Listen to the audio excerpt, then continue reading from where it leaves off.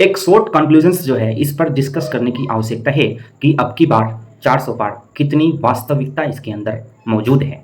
यानी कि मोदी जी के द्वारा जिस तरह से भाषण दिया जाता है कि अब की बार 400 पार, आपने एक चीज जरूर गौर किया होगा कि जब फर्स्ट फेज का चुनाव था उस समय काल में मोदी जी का अटैक केवल व केवल उसके जो न्याय पत्र थे मैनिफेस्टो जो था उस पर था। यानी कि उसके ऊपर अटैक करके उन्होंने ये इल्जाम लगाया था कि ये जो मैनिफेस्टो है इसमें से मुस्लिम लीग की बू आती है।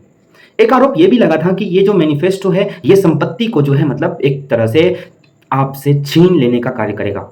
अब जो है ये चीज देखने को नहीं मिलता, इसके पीछे भी कारण है। जब फर्स्ट फेज का चुनाव समाप्त हुआ उसके बाद जो एक अनुमान जो है मोदी जी तक पहुंचा, उस आंकड़े में जो उसकी जो रिजल्ट थी उसे देखकर कहीं ना कहीं भड़क गए।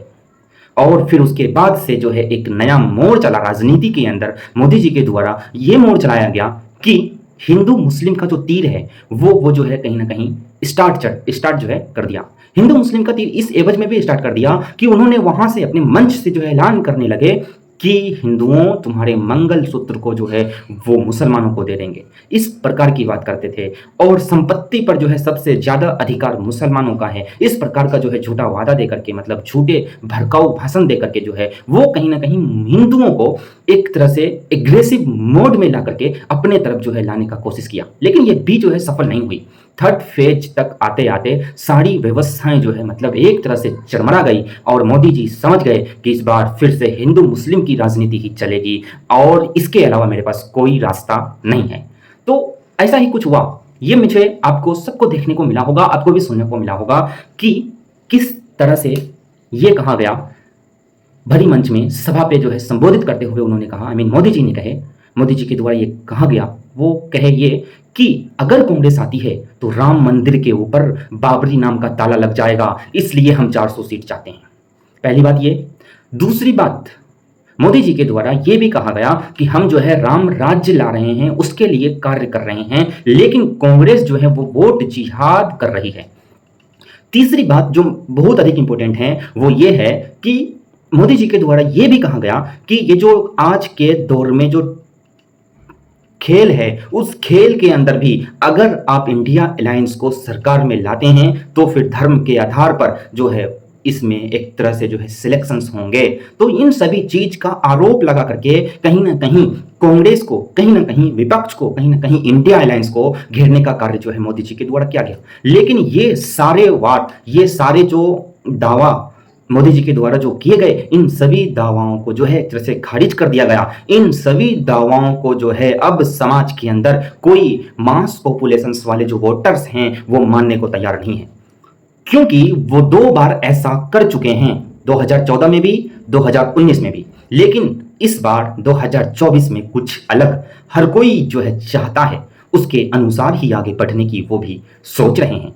तो फिर हम चलिए बात करते हैं कि आगे क्या हुआ।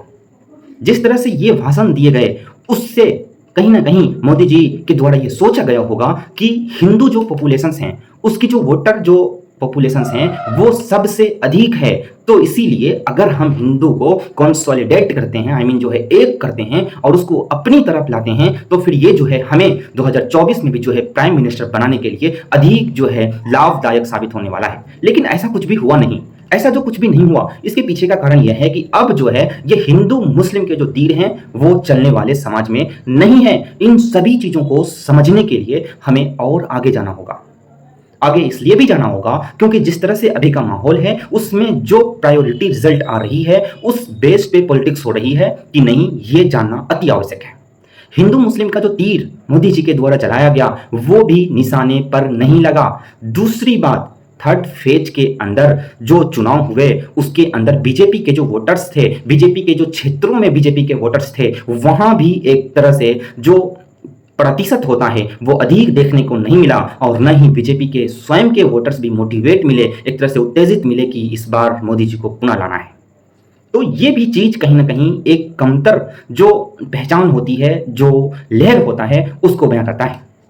ये व्यवस्था के साथ आगे जो राजनीति की जो उथल पुथल है वो भी होने वाली है। आने वाले समय काल में हो सकता है कोई भड़काऊ भाषण देकर के मुठभेड़ भी हो, कोई जो है छोटा मोटा दंगा भी हो, कोई छोटी मोटी जो है आगजनी भी हो, भीड़ के अंदर किसी पर अटैक भी हो। इस प्रकार की व्यवस्था जो है शायद हो सकती है। इसलिए चुनाव आयोग को भी सचेत रहने की आवश्यकता है, चुनाव को शांतिपूर्वक कराने की आवश्यकता है। ऐसा इसलिए क्योंकि ये सच में लोकतंत्र के लिए अधिक महत्वपूर्ण चुनाव है।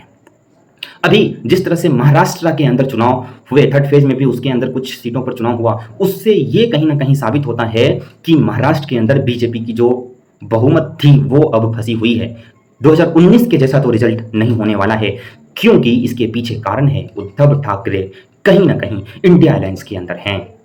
दूसरी बात, यूपी के अंदर भी जिस तरह से सपोर्ट उसे मिलना चाहिए उस तरह से सपोर्ट नहीं मिल रही है। इसके पीछे कारण है कि धर्म की राजनीति इस बार जो है यूपी राज्य के भी अधिक से अधिक सीटों पर देखने को नहीं मिलता। बिहार के अंदर भी शायद ऐसा ही कुछ हमें देखने को मिल रहा है। बिहार में भी धर्म की राजनीति देखने को नहीं मिल रही है। और सुनने में कुछ सूत्रों के हवाले से यह भी खबर आ रही है कि नीतीश कुमार जी जो है खेला कर रहे हैं और वो शायद 4 जून के बाद जो है फिर से तेजस्वी यादव के साथ आने वाले हैं। ये कंफर्मेशन जो है नहीं है, पर यह बात शायद हो सकती है, इसकी चांस अधिक है।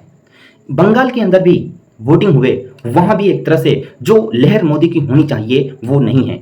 रिजल्ट जो आएंगे वो मोदी हित में नहीं होने वाले हैं। हरियाणा के अंदर आपने सुना होगा अभी के समय काल में जो इंडिपेंडेंट एमएलए थे जिन्होंने सपोर्ट बीजेपी को कर रखा था, वो जो है समर्थन वापस ले लिया है और जो है जाकर के कांग्रेस को समर्थन कर दिया है। तो इससे कहीं ना कहीं ये चीज जो है देखने को मिलेगा 4 जून से पहले ही कि यहां की हरियाणा की जो है सरकार चेंज होने वाली है।